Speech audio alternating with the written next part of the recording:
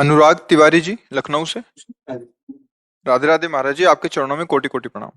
महाराज जी, हम जीवन में पूर्ण सफलता कैसे प्राप्त करें? अरे जिंदगी का ही भरोसा नहीं, शाम तक जियोगे कि नहीं जियोगे, क्या ज्ञान की बात है। लाइफ में बहुत ऊंचे कहाँ जाओगे, पटक दिए जाओगे ऊंचे से। जहां भी ऊंचे चढ़ोगे पटक दिए जाओगे। माया का काम ऊंचे से नीचे पटकना। छोटे बन जाओ, कभी नहीं पटके जाओगे। भजन से क्या होता है जानते हो? छोटा बना जाता है। तृणादपि सुनीचे। आप कोई पटक के दिखावे, मान लो आप सीधे चित्त पड़े हो, अब सब कौन चित्त करेगा? पहले चित्त राधा राधा राधा। आराम से सो जाओ। अब तो तुम्हारी इच्छा है कि हम ऊंची पर चढ़े, तो फिर बहुत अच्छी पकड़ होनी चाहिए, नहीं फिसल गए तो गिरोगे, हड्डी हड्डी टूट जाएगी। ये ऊंचाई की चाह ही मतलब उसको नष्ट कर देती है। और दैन्य होकर भगवान का भजन करते रहो, वो जहां पहुंचा देंगे वहां से गिरने का चांस नहीं होगा। समझ रहे हो ना? हाँ, यही तो माया का खेल है। वो सबसे बड़ा बनना चाहता है, हर क्षेत्र में बड़ा बनना चाहता है। ये दोष भी नहीं, क्योंकि बहुत बड़े का बच्चा है ना, बड़े का भगवान का बच्चा है ना, तो भगवान सबसे बड़े है ना, वो सबसे बड़ा बनना चाहता है। पर इस मार्ग में बड़ा बना जाता है सबसे छोटे बन के। जो जितना छोटा बन गया उतना ही बड़ा बन गया। मतलब सच्ची बात समझो, आप अपने को छोटा समझकर अपने को सबसे, तो आप देखोगे सबके पूज्य बन जाओगे। और जब सबसे बड़ा कर तो क्या है, इसमें गलती क्या होती? हमारा अहंकार पुष्ट होता है। वो अहंकार का काम है नाश करना, पतन करना। ये बड़ा कष्टदायक अहंकार है। तो हम लोग समझ नहीं पाते, दुश्मन को सपोर्ट करते हैं, वही हमें मार देता है। दैन्य होने से क्या है, अहंकार नष्ट होता है। और जहां अहंकार नष्ट हुआ तो भगवान की कृपा का पात्र बन गया, फिर सर्व मंगल हो जाता है। बात ऐसी है बच्चा। भगवान से ये प्रार्थना करो कि आप जैसा भी बनाओ, जो भी बनाओ, आप अपना बना लो। सबसे बड़ा पद है भगवान का दासत्व। हम किसके हैं? भगवान के हैं। तो माया किनके? भगवान के। तो जो अंग रक्षक खड़े होते हैं वो सब चेक वाले खड़े होते हैं। सरकारी तो है ना, और सरकारी बिल्ला लगा हो, वो सलूट मारेगा। चेकिंग की जरूरत नहीं है। उसके साथ जो है उसकी भी चेकिंग की जरूरत नहीं, वो एक, बस इतना कहने की जरूरत है। ये बात है। हाँ, पर उसका जहां जिससे मिलने जा रहा है, अंगरक्षक को पता है कि हाँ बहुत मिलता जुलता बैठता है, तब कहने मात्र से नहीं होगा। ऐसे ही जब आप भगवान से मिलते जुलते हो तो माया फिर चेकिंग बंद कर देगी। आप फिर आप जिनको चाहो ले जा सकते हो। संत जनों के पास जो जुड़ते हैं ना, संत जन डिब्बा हैं, अगर कनेक्शन हटा दो तो डिब्बा चलेगा क्या? इंजन है आचार्य भगवान। पर इंजन में इतने लोग नहीं पार होते जितने डिब्बा में पार हो जाते हैं।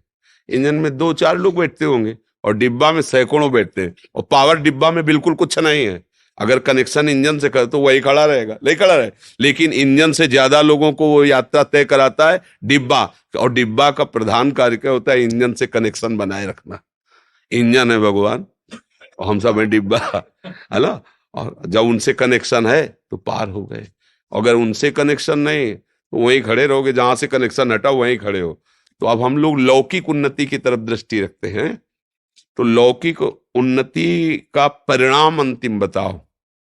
अंतिम परिणाम लौकिक उन्नति। सिकंदर जैसा बादशाह जब जा रहा था तो उसने यही कहा था, जब शरीर पूरा हो तो मेरे हाथ ऐसे खोल देना। कि इतना पराक्रमी, इतना सब कुछ समेटने वाला, आज खाली हाथ जा रहा है, कुछ नहीं है उसके पास। मतलब बादशाह था, सिकंदर नाम से लोग थर्राते थे। वो ऐसे चला, इससे ज्यादा उन्नति तो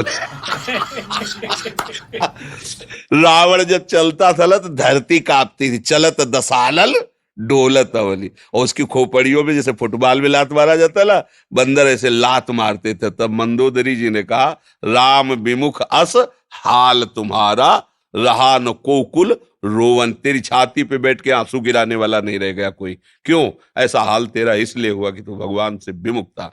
तो भगवान से विमुख होने पर तो कोई भी उन्नति, उसका परिणाम क्या है?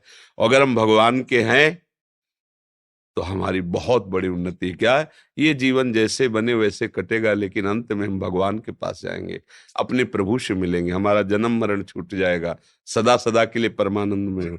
और इसी जन्म में उसका लाभ देखने को मिलता है।